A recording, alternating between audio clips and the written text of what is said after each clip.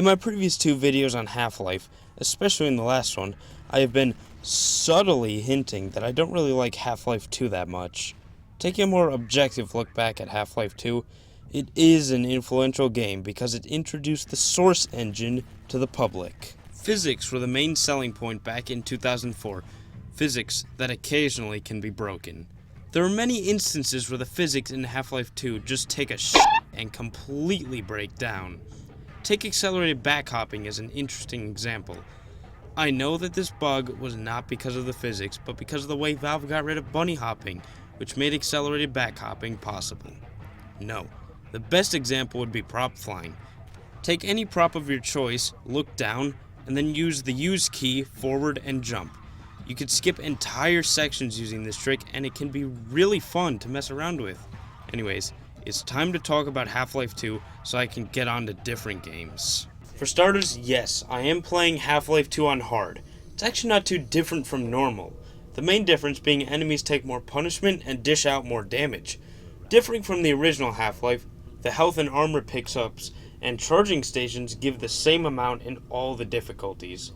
I went off of the game's autosaves only, which I initially thought would be a problem. However, I had more fun this way than quick saving before every hard part. In the beginning, the G-Man took Gordon out of stasis and shoved him onto a train, so that death ending from Half-Life is not canon. I'm so disappointed. Straight into Half-Life 2. It feels so long since I played this game, and for a long time that was true.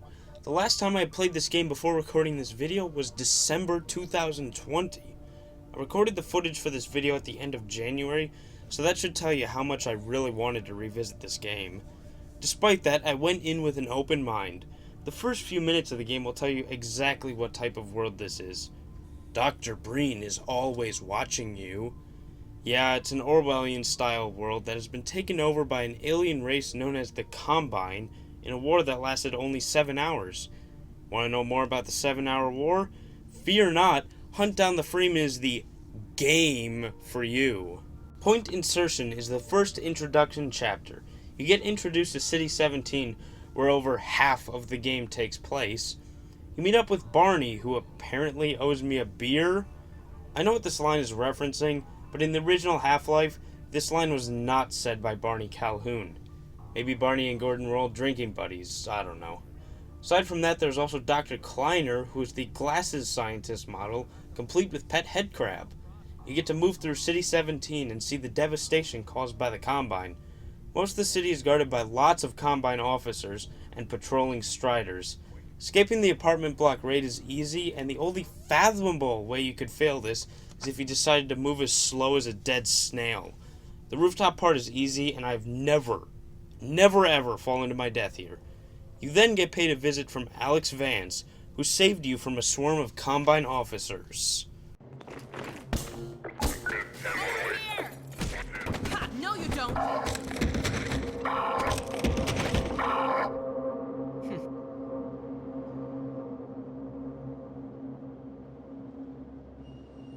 Dr. Freeman, I presume. Now it's time for more introduction. This entire chapter takes place inside Dr. Kleiner's lab. Most of the time I just prop fly up to this spot where I can see the head crab disappear in the vent. No, seriously, it just straight up vanishes. Oh, fie. It'll be enough. The most important part of this section is getting in your HEV suit again, which I thought I would still have been wearing since the G-Man said I had earned it. Whatever. You teleport Alex to Eli Vance's lab. Oh yeah, Eli is Alex's father. Try and keep up. But oh no, when you try to teleport, the head crab ruins it and you start to go nuts. Kinda similar to what happened with Barney at the end of Blue Shift. You pop into Dr. Breen's office for a nice greeting. Why? Why would you show the ichthyosaur and never have it show up in the game? Anyway, you end up outside and are going to be on the run for the Combine for the rest of the game. Alright, now it is the point of no return. There will be major spoilers for Half-Life 2 ahead in the video. If you have not played Half-Life 2 and are thinking about it, go play it and then come back and watch this video. My experience with the game now is different than when I first played it. Just keep in mind that this review is from the perspective of someone who has played the game multiple times. After getting the crowbar from Barney, the game properly begins. The pistol that is acquired is fine. About as good as the pistol from Half-Life, but with one more bullet per clip. However, the downside to the pistol is that it maxes at 150 bullets in reserve. Why? Side note, I'm going to be saying this for every single weapon in Half-Life 2 because I seriously do not understand why the only weapon that has decent ammo has Doom 3 shotgun levels of spread and is not as good as its Half-Life counterpart. I'm of course talking about the machine gun. The machine gun in Half-Life 2 is frankly embarrassing. They were so busy making the shotgun better than Doom 3's that they forgot to make the machine gun as good as Doom 3's machine gun. I get the feeling that Valve decided to, big air quotes here, to balance the weapons. Now, we are gathered here today to commemorate our fallen comrades. You will be missed, but never forgotten. The glue-on gun, the hive hand, the satchel charge, trip mines, snarks in the Tau cannon. So, the trip mines and satchel charges were eventually combined into one weapon, which are the slams. However, this weapon is not, as far as I know, actually in Half-Life 2. I forgot if it is in episodes 1 or 2, but it's not in the base game, so I won't count it as part of the arsenal. I also mentioned the Tau cannon. While it is not part of your arsenal, there is a Tau cannon attached to the buggy when you get that in Highway 17. Back to Root Canal. Escaping the Combine is really easy. The only problem that you will encounter in this section is manhacks. Manhacks are really annoying since their only attack is flying and ramming their bodies at you. It's not hard taking one or two of them on at a time, but most of them come in large groups, especially in the room with explosive barrels. This room is bullshit. Nope. I died so many times in this one room. My final strategy was to run past everything to get to the water section and then blow up the barrels in the previous room to kill all the manhacks that flood the room because Valve is evil. I wonder if Dario Casali made this part. I mentioned earlier that the physics in this game, or rather in the source engine, are pretty jank. The most important thing that was implemented into the source engine has to be ragdoll physics, mainly because they are really entertaining to watch. It breaks the realism of the game, if the game is supposed to be realistic in the first place. I would argue that Half-Life games are supposed to be more gameplay and story-driven games. Some would argue that these games are supposed to be realistic. However, I would disagree. They're supposed to be fun. Root Canal is a good introduction to the shooting, and it gives a use for the pistol, since you will be using it in this chapter and then never again. You get the machine gun, which I already talked about, so I won't talk again about how much it fucking sucks. The main reason that I use it is because it has the most ammo, so you are partially forced to use it. The main plot of Root Canal is moving through the railroad, Harriet Tubman style. It ends with a resistance camp being shelled. Shelling a camp is where the Combine launch a missile that opens up and lets headcrabs loose on people. You acquire the airboat at the end of this, so that means it's time for one of the most infamous chapters in Half-Life 2. I've heard many people say that this chapter is bad. I partially agree, however, I always seem to have a blast playing it. The airboat controls aren't great, but at least you can control the boat, unlike a certain land vehicle acquired later in the game. The fast-paced driving sections, especially when running away from the Combine, is, in my opinion, some of the best action in Half-Life 2. This helicopter that chases you throughout this section is annoying at first, but later on you get to turn the tide on that. My main problem with this chapter is all of that stops when you have to make your way along certain areas to smash through a gate or open up a gate. Are you sensing a pattern here? Although I will admit that these on-foot sections are fine combat-wise. The second section, when you get the revolver, is pretty tough when playing on hard. I actually had to think about the combat in this game, rather than the mindless gameplay when I was playing on normal. Now, the Combine are showing up a lot more. I need to talk about the Combine's AI. The Combine soldiers are, quite honestly, some of the... Oh, no! Nope. Pain is... Hey, where are the white women at?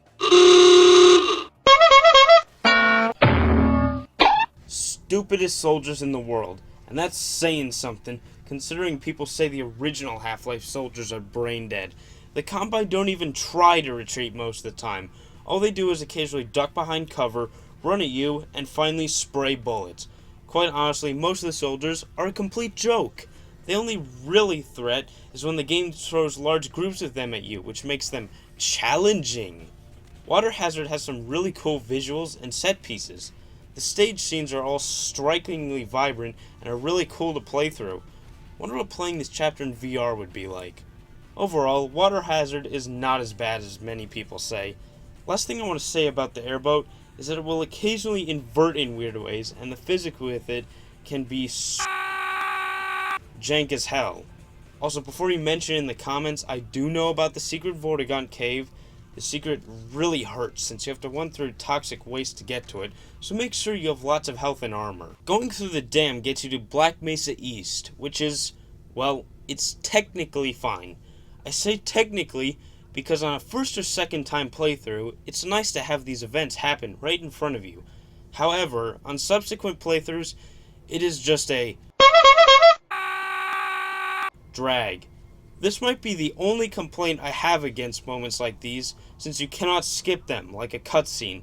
These scenes are cool the first time, but after that, not so much.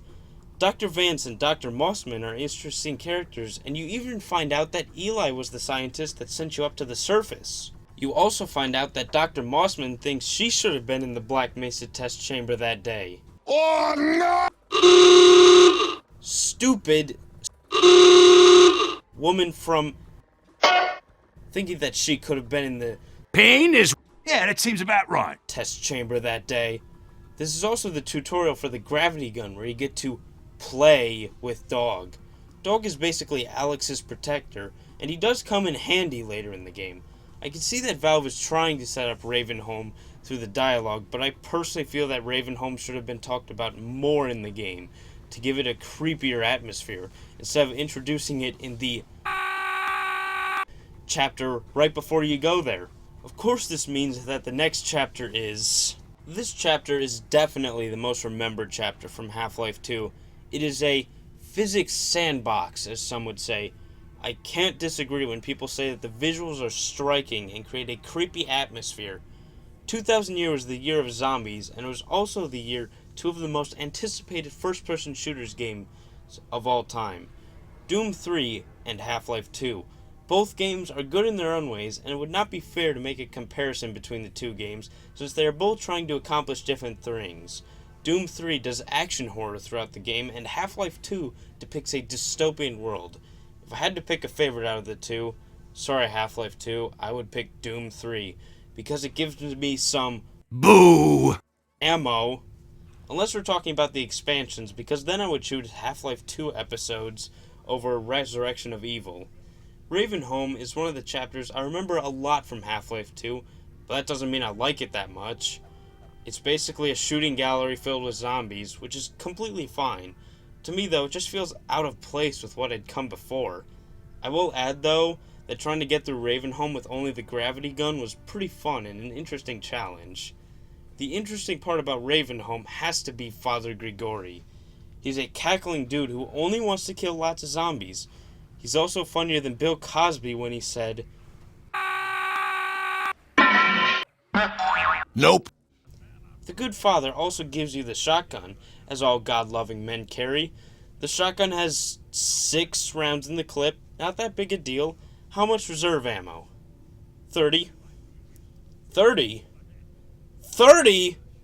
Who in the Yeah, that seems about right. designs a shotgun and gives you only 30 reserve ammo?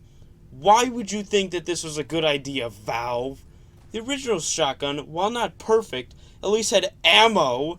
The Half-Life 2 shotgun seems more powerful, probably because of ragdoll physics, but it lacks ammo.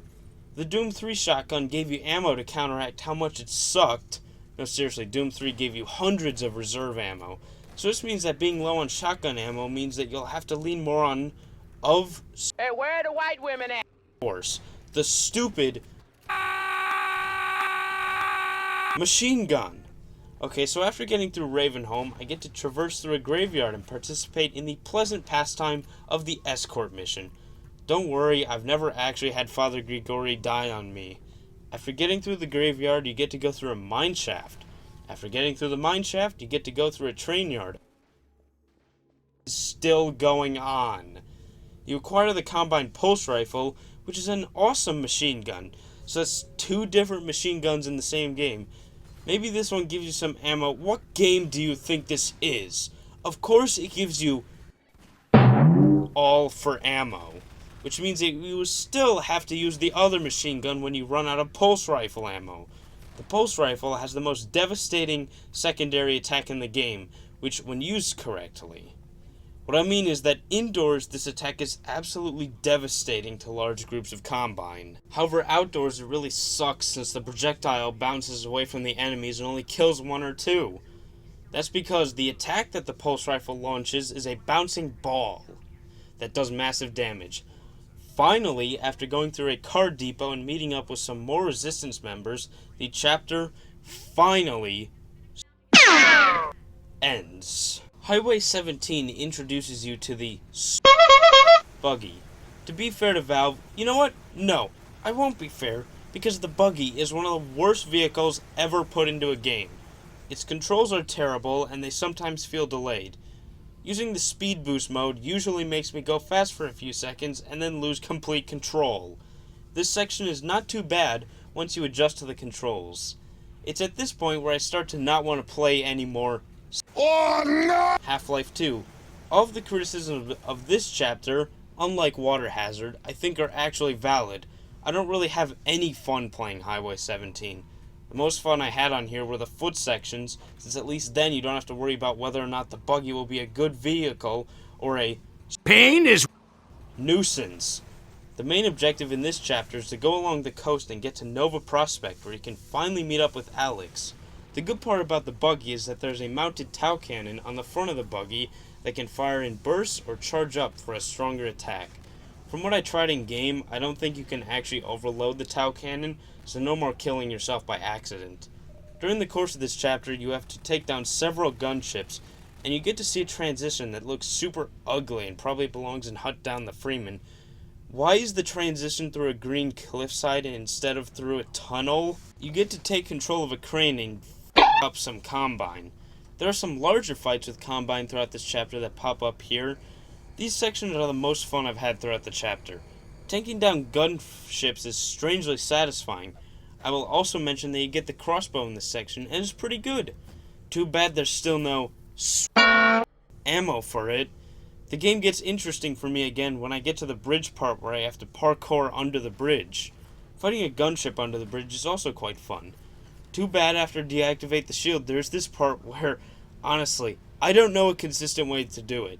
So basically, there's a train coming at you, and you need to outrun it in the car. However, the collision on the train is absolutely Nope.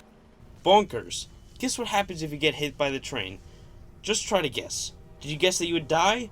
Well, you're only half right. You get launched 1,000,000 feet in the air, and a message pops up about not keeping the car in good shape. What the I don't even get the sweet release of dying from fall damage. Valve, you holes. After I finally get past the train, the next chapter starts up in the tunnel. Quick thing to mention before I move on to Sandtraps, the lighting was off in Half-Life 2, which made this opening section with the zombies look weird and made it in full bright. I ended up fixing it, but it seems strange for this to even exist in the first place. I don't really understand the Source Engine at all, so if someone would care to explain the lighting thing to me, that would be great. Now, to Sandtraps. The beginning of this chapter does not really make any sense name-wise, until you actually have to get across the sand using Valve physics. There's nothing to differentiate it from Highway 17. I don't know why there are zombies at the beginning of the tunnel. Nothing is making sense anymore. Yeah, that seems about right. All really happens until you finally get to the lighthouse. The lighthouse will take you down to the area with the sand, but first you have to fight off an army of Combine foot soldiers and a gunship. All my friendly companions died like little in this section, and yet somehow this random medic appears and takes me to the secret exit. This then takes you, finally, onto the Sandtraps. This part is probably the most interesting part of the chapter, and by interesting, I really mean... Nope. Pain is... The main gimmick here is explained through an event starring myself, Random Dude, and of course, Laszlo. You there! Stop where you are! Stay on the rocks! Don't step on the sand! It makes the antlions crazy! Laszlo, don't move! No. Help!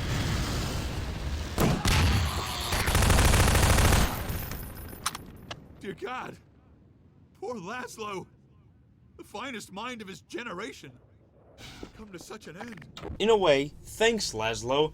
You died so I could learn that if I step on the sand, I die too. On normal and easy, you can survive the antlions if you step on the sand. On hard, though, you are pretty much... if you step on the sand. The antlions hit hard, so don't try to... with them. Same goes for the antlions in Highway 17. Constantly using the gravity gun to lift boards to traverse the sand gets boring after about 2 milliseconds. The best part about this section is actually getting wrecked by the antlions, since at least that is interesting. After reaching this grassy cliffside and being forced to run onto the sand, you get to fight an antlion guard. Shoot it with explosives, that usually works. A Vortigaunt harvests something from the guard, and then some story stuff happens. Then, a tutorial for the bug bait happens where you're trained in how to control the antlions. This is good, because in the next chapter, we are of course, going to Nova Prospekt. The best part about this chapter, in my opinion, is the beginning. When people talk about Half-Life 2 being a power fantasy, this part and Follow Freeman are the two parts of Half-Life 2 that immediately spring into my mind. You are leading an all-out assault on Nova Prospekt at the beginning with the help of the bug bait and infinite disposable antlions. I died quite a few times here, but I still had lots of fun running along the coast and gunning down lots of Combine. Even the initial infiltration of the facility is fun. Taking out the guard towers and the 2 gunships is one of the highest highs of Half-Life 2 for me. The next part can't possibly get any better than this, and most certainly Pain is... does not. After infiltrating the prison, you get to see the facility it is turned into. Mostly, it is a facility for the Combine. This part of Half-Life 2 is bad, in my opinion. The antlion guard fight is kind of fun since the game gives you a million explosives. Storming the inside of the prison with the antlions is fun, but doesn't reach the same level as the outdoor fights. Objectively, this part is still fun, but I just still don't like it that much. Nearing the end of this chapter, there's another antlion guard who can completely bypass, although that would be a little way out, and we here at the Gmod DW show are real manly men. Kill it with explosives, and then turn its corpse into jam. Spread that on your toast, and then you've got a real man's meal. I'm gonna be completely honest, I forgot about this chapter because it basically is an extension of the last one. Alex shows up again and helps you out a lot on lower skills since she is basically invincible. I thought she was on hard until she decided to die on me.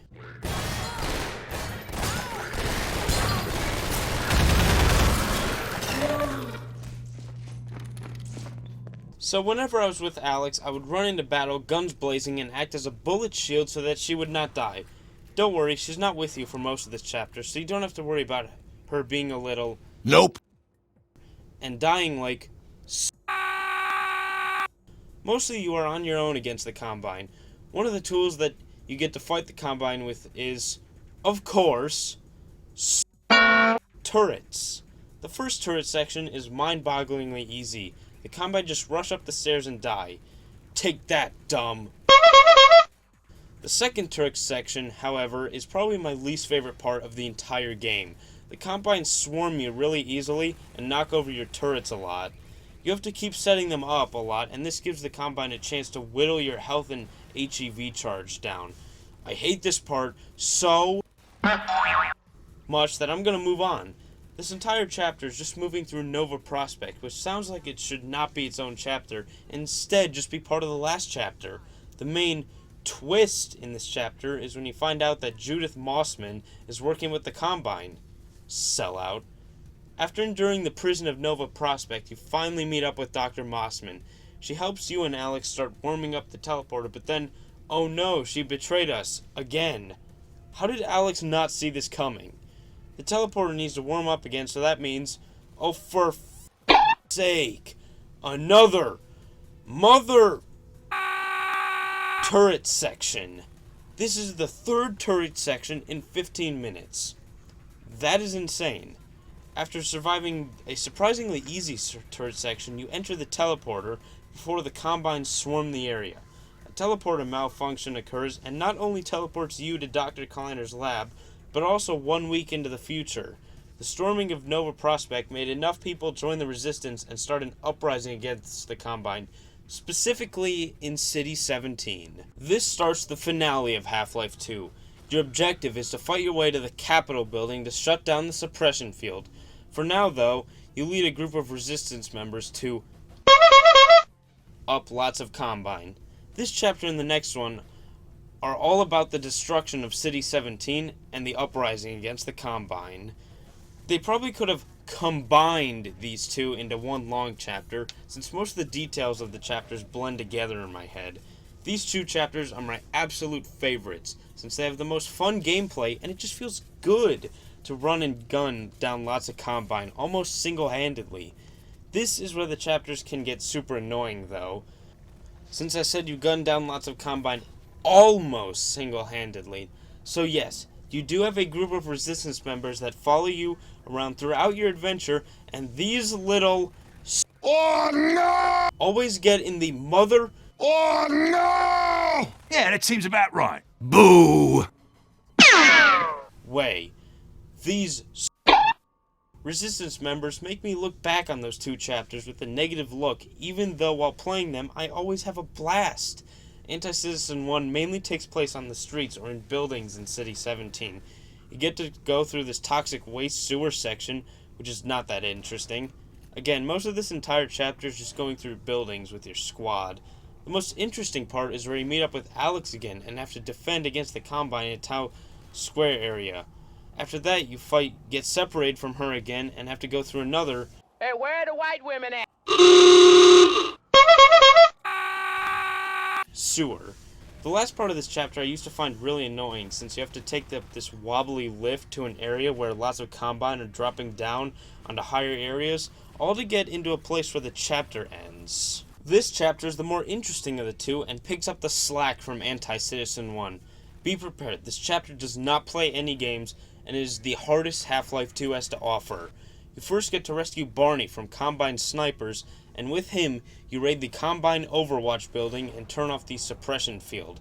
After the Combine notices this, all war breaks loose in City 17. 1 million Striders patrol the streets and gunships patrol the skies. The fight on top of the Overwatch building is easy, since the game gives me infinite rockets, but the part on the ground... I died a few times to those Striders, since you're fighting more than 4 at once, and any one of them can kill you in 3 shots. This is mediated by the fact that there is also infinite rockets in this area. After going through a tunnel, another Strider breaks through a wall and starts chasing you. Here, it patrols the building where you must take it down. It does not really notice you unless the city scanners point out where you are. Destroy those things as fast as possible, since they are annoying. In the final fight, you'll have to fight your way through a horde of enemies and try to get to this infinite stash of rockets to take down patrolling Striders. This is the most fun that I had in Half-Life 2, and this is my absolute favorite chapter. Nothing more needs to be said. After meeting up with Barney and Dog again, you descend under this Combine barricade where you get a message for Dr. Breen from Barney. And if you see Dr. Breen, tell him I said... Ah, we finally reached the end game of Half-Life 2. These next 2 chapters are pretty much all story, with very cool gameplay the first time. On repeat playthroughs, the gameplay becomes kind of boring. Like, I just want the game to end.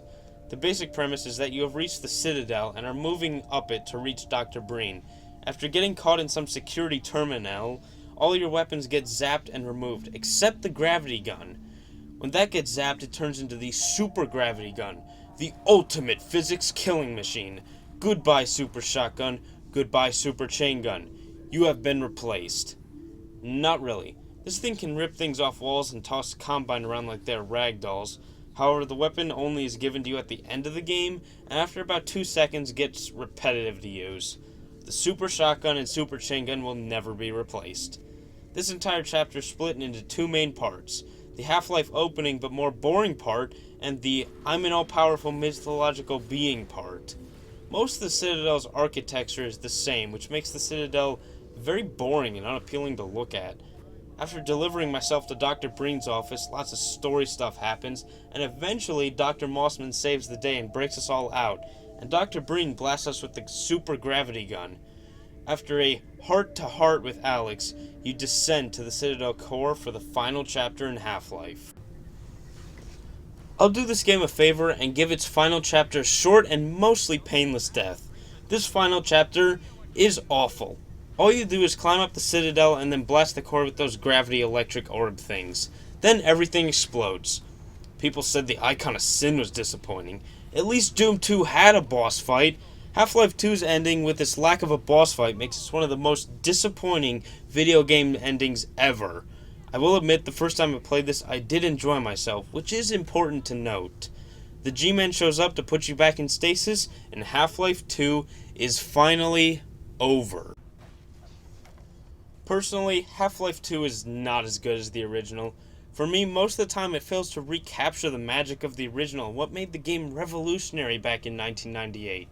Personal feelings aside, I cannot knock the game for what Valve accomplished in the realm of physics engines, facial animations, and overall presentation of the game.